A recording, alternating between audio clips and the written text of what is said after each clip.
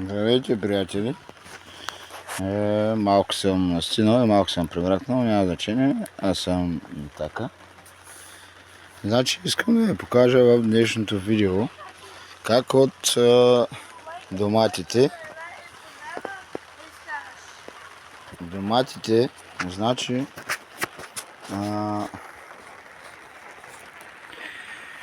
от тях излизат така наречени, аз им викам пичове, някои им викат колтуци, някои им викат лакомници. Ето ги. Нали, аз съм си ги сортирал, защото има някои по-големи, някои по-малки, ето така. Значи от тези лакомници, ето ми е чашката с вода. От едно берем 6 съм си отрязал, нали, дъното. И тези колтуци, леко това ти да не ги настъпиш, че моя юнак и той ми помага тук.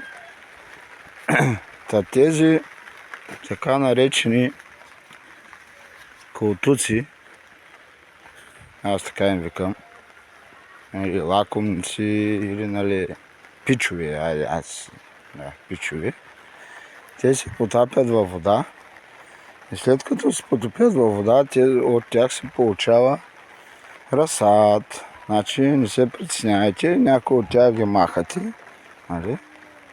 Щях да ви покажа другите с коренчета, но ще ви покажа, значи около седмица, след като само гледате да не ги оставите без вода, за около седмица те се пускат коренчета отдолу и ще остава готов корен, просто само ги насаждате после и са ви готови доматите.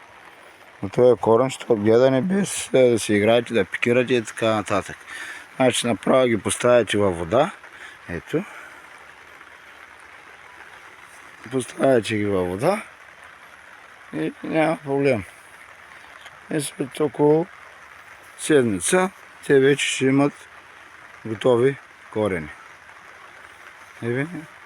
За сега това е от мен видеото.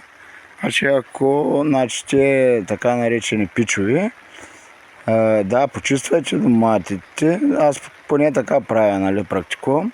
Оставям около поне 2-3 пича, нали, да се развият. Другите нагоре ги махам. И оставям тия, нали, близко до корена, по-така да се развият. Да, вземат силата на растението, не му пречи чак толкова на домата. Както виждате, има, нали, домата да се расте. Но въпросът е, като се грижите нормално за него, въпросът е, че вече имате готов разсад, който след като направи корени, след седмица като го насадите, започва да се развива много бързо и около месец, няма и месец, даже сигурно около седмица-две след това вече ще имате цвят и завръст най-вероятно.